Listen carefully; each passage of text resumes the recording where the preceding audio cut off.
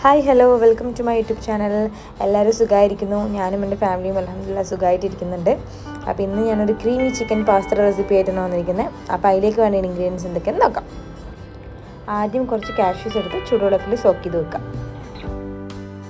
ഞാൻ creamy chicken ആക്കുന്നുണ്ട്. അതിന് വേണ്ടി ചിക്കൻ ബ്രസ്റ്റ് കുഞ്ഞിതായി കട്ട് ചെയ്തിട്ട് ഒരു പാനിലേക്ക് ഇട്ട് കൊടുക്കാം. അതിനുശേഷം അതിലേക്ക് കുറച്ച് വെള്ളുള്ളി, ഒരു മീഡിയം സൈസിലുള്ള ഒരു വെല്ലുവിളിയാണ് എടുത്തിട്ടുള്ളത് കേട്ടോ.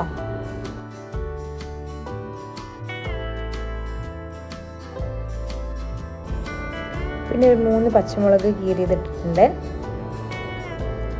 കുറച്ച് മല്ലിയില,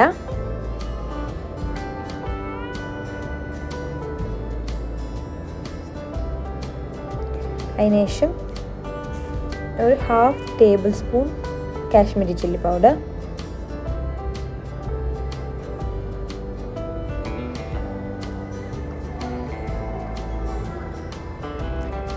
ഒരു ടീസ്പൂൺ മഞ്ഞൾപ്പൊടി,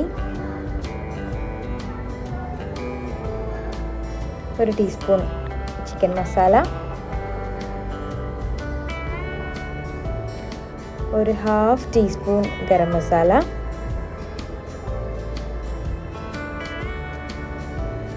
ആവശ്യത്തിന് ഉപ്പ്,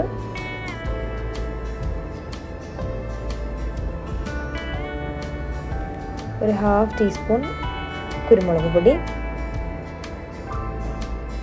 ഇതെല്ലാം ഇട്ടിട്ട് നന്നായിട്ട് കൈ കൊണ്ട് മിക്സ് ചെയ്തെടുക്കുക.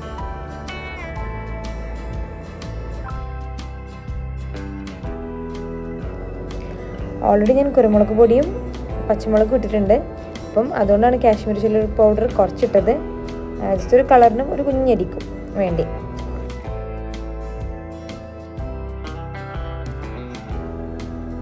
നന്നായി കൈ കൊണ്ട് മിക്സ് ചെയ്ത് കൊടുത്തിട്ട് അത് കുറച്ച് നേരം ഞാൻ റെസ്റ്റ് ചെയ്യാൻ വെച്ചു.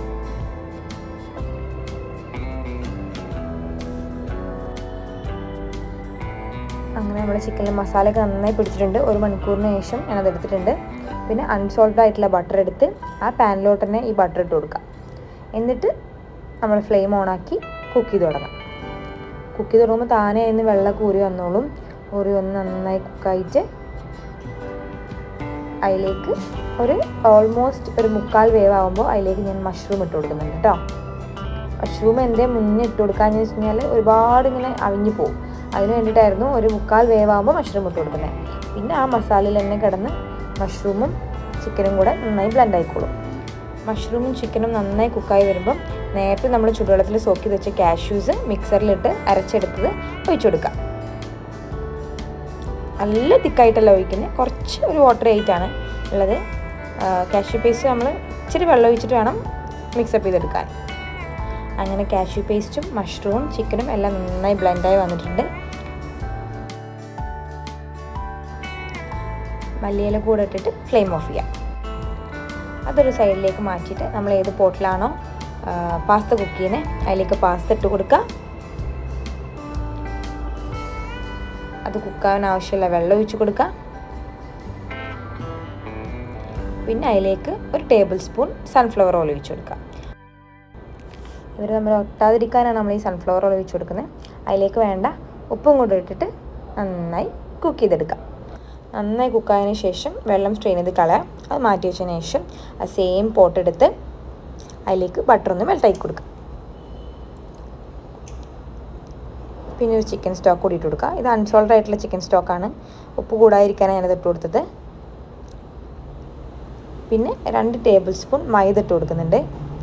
അതൊന്ന് ജസ്റ്റ് ഒന്ന് മിക്സ് ചെയ്തതിന് ശേഷം അതിലേക്ക് പാൽ ഒഴിച്ച് കൊടുക്കുക. കുറച്ച് പാൽ വേണം ഒഴിച്ച് കൊടുക്കാൻ, അല്ലെങ്കിൽ കട്ട പിടിക്കാനുള്ള സാധ്യത ഉണ്ട്. അപ്പം കുറച്ച് ആയിട്ട് ഇങ്ങനെ കട്ടല്ലാതെ നമ്മൾ ഇളക്കിയെടുക്കണം.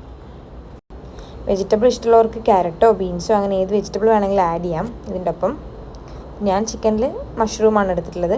ക്യാരറ്റ് ഉണ്ടെങ്കിലോ ബീൻസ് ഉണ്ടെങ്കിലൊക്കെ ആഡ് ചെയ്ത് കൊടുക്കാം. അപ്പോൾ നമ്മൾ വൈറ്റ് സോസ് റെഡി ആയിട്ടുണ്ട്.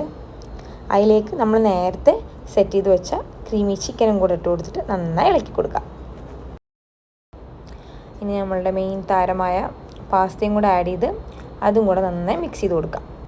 ഇടയിൽ ഞാൻ കുറച്ചുകൂടി പാലൊഴിച്ച് കൊടുത്തിട്ടുണ്ടായിരുന്നു, സോസ് തിക്കായതുകൊണ്ട്. മല്ലിയില കൂടെ ഇട്ടിട്ട് ഫ്ലെയിം ഓഫ് ചെയ്യാം. അപ്പോൾ നമ്മൾ ക്രീമി ചിക്കൻ പാസ്ത റെഡി. അതിൽ പാസ്ത ഒന്നും കീന് കൊടുത്തില്ല. അതിൽ ചിക്കൻ ജസ്റ്റ് ഒന്ന് വെള്ളം കൊണ്ട് കഴുകിയതിന് ശേഷം കീനൊന്ന് കൊടുത്തിട്ടുണ്ടായാൽ കീൻ്റെ എക്സ്പ്രഷനാണിത്. പിന്നെ നമ്മൾ കുട്ടാപ്പീസും കൂടെ വന്നിട്ടുണ്ടായിരുന്നു പാസ്ത ഒക്കെ ടേസ്റ്റ് ചെയ്യാൻ. ഇനി പാസ്ത മെക്രോണിയൊക്കെ വാങ്ങുമ്പം ഈ റെസിപ്പി ഒന്ന് ട്രൈ ചെയ്ത് നോക്കുക. ട്രൈ ചെയ്ത് നോക്കിയിട്ട് ഫീഡ്ബാക്ക് അറിയിക്കുക. Thank you for watching my video. Bye bye. എൻ്റെ വീഡിയോസൊക്കെ ഇഷ്ടമാണെങ്കിൽ do like, comment and subscribe and send me feedback.